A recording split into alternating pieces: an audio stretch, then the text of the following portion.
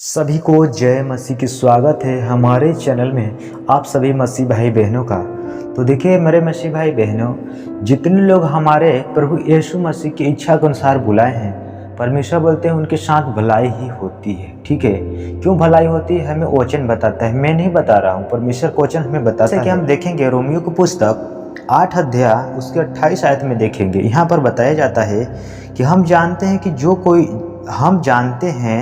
जो लोग परमेश्वर से प्रेम रखते हैं उनके लिए सब बातें मिलकर भलाई ही को उत्पन्न करती है, और उन्हीं के लिए जो उसकी इच्छा के अनुसार बुलाए हुए हैं।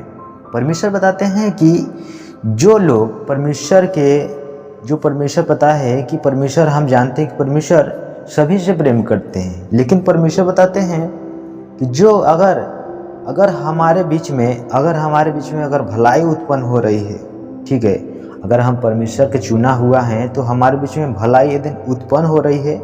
क्यों हो रही है? क्योंकि परमेश्वर बताते हैं कि परमेश्वर ने तुम्हें पहले से प्रेम किया है। ठीक है, परमेश्वर तुम्हें पहले से चुना था, इसीलिए परमेश्वर सब बातों को तुम्हारे बीच में उत्पन्न कर रहा है भलाई। क्यों कर रहा है?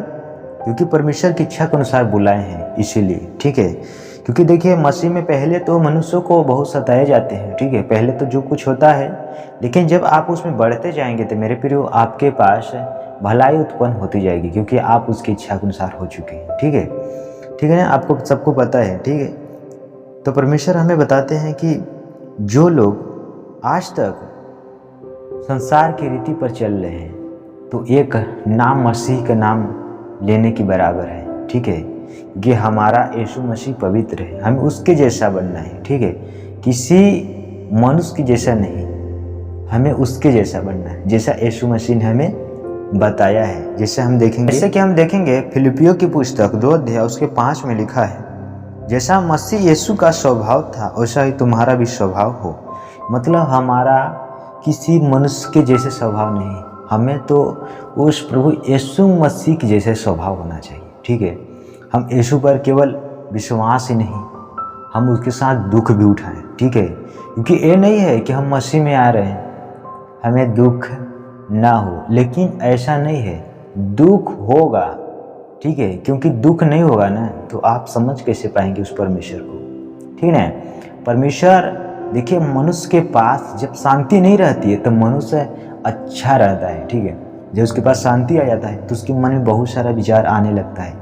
क्यों आने लगता है? क्योंकि उसके अंदर शैतान विचारे डालने लगते हैं। ठीक है, तो उसके मन में बहुत सवाल उठने लगता है। लेकिन हमें पता है, वचन में लिखा है, जैसे आप लोग देखेंगे नीति वचन की पुस्तक में 16 अध्याय की पहले आयत में लिखा है, जैसे हम आपको वचन से दिखा दें। जैसे नीति वचन की पुस्तक 16 अध्याय उसके पहले आयत में लिखा है कि मन की युक्ति मनुष्य के वश में रहती है, परंतु मुंह से कहना यहोवा की ओर से होता है।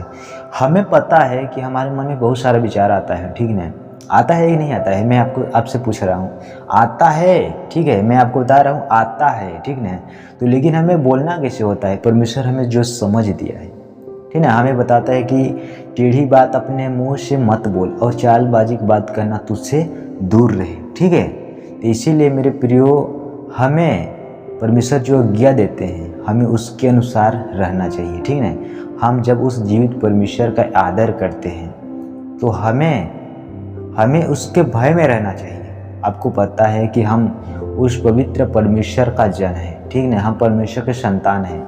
क्यों संतान है? जब हम उसके आज्ञाओं को जब मानेंगे तब संतान बन पाएंगे, आखिर तो नहीं बन पाएंगे। ठीक है, क्योंकि देखिए मसीह, मैंने बताया था कि यीशु मसीह जो है हमारा उद्धारकर्ता परमेश्वर है। जब मैंने यीशु मसीह का वचन को पढ़ रहा था तो मुझे यूहन्ना की पुस्तक में 14 अध्याय उसके 6 आयत में देखा जाता है, उसमें लिखा है, ठीक है, उसमें ये बताया जाता है कि मार्ग और सत्य जीवन में बिना मेरे द्वारा कोई पिता के पास नहीं पहुंच सकता है।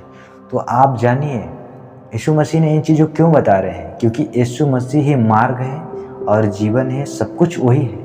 क्योंकि जब कोई यीशु मसीह पर विश्वास नहीं करेगा ना तो वो अनंत जीवन को कभी हासिल नहीं कर सकता है, न पा सकता है।